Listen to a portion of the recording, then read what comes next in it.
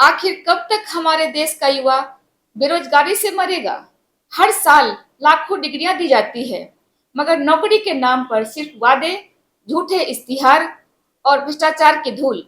भारत वो देश जो दुनिया की सबसे बड़ी युवा आबादी रखता है, मगर उसी देश का युवा आज नौकरी की तलाश में दर बदर भटक रहा है।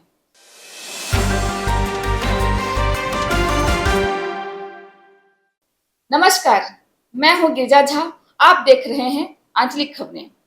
मध्य प्रदेश के कोरोना में आज युवाओं का सब्र टूट गया।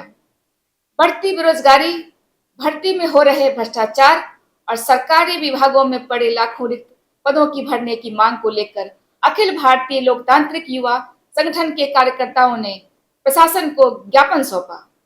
संगठन के सचिव राजमल मथाने का कहना है, भर्ती परीक्षाएं समय पर नहीं होती और जब होती हैं तो उनमें घोटाले, पेपर लीक, भ्रष्टाचार की खबरें आती हैं।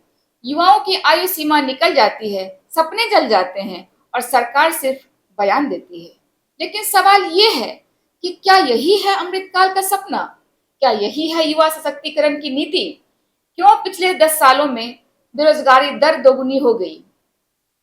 एनएसएसओ और सीएमआईई के आंकड़े बताते हैं कि 2014 में देश की बेरोजगारी दर थी लगभग 4.9% और 2024 में बढ़कर 8% से ऊपर पहुंच गई। शहरी बेरोजगारी 10% के पार है और युवाओं 15-29 वर्ष के बीच या 23% से ज्यादा है। इतना ही नहीं, 2023 में सरकार ने खुद संसद में माना था कि देश में 9 लाख से अधिक सरकारी पद रिक्त पड़े हैं, लेकिन हर साल नई नौकरियों का वादा सिर्फ भाषणों तक सीमित रह जाता है। राज्यों में भ्रष्टाचार की कहानी अलग ही है। पटवारी भर्ती, शिक्षक भर्ती, पुलिस भर्ती, हर जगह पेपर लीक, घोटाले और वित्तीय कापियां। जो ईमानदारी से तैयारी करता है वो सिस्टम से हार जाता है और सरकार एक बार एक ही जवाब, जांच चल रही है। प्रधानमंत्री मोदी जी, आपने हर साल 2 करोड़ नौकरियां देने का वादा किया था, लेकिन 10 साल बीत गए, कहाँ है वो 20 करोड़ नौकरियां? देश का युवा अब सवाल पूछ रहा है, क्यों भर्ती परीक्षाएं बार बार रद्द होती है? क्यों सरकारी विभागों में 9 लाख से ज्यादा पद खाली है? क्यों ठेका प्रथा में युवाओं को शोषित किया जा रहा है? और क्यों हर भर्ती घोटाले में सिर्फ गरीब का भविष्य बर्बाद होता है? गांवों में मनरेगा जैसी योजनाएं बंद पड़ी है। शहरों में निजीकरण के नाम पर नौकरियां खत्म की जा रही है।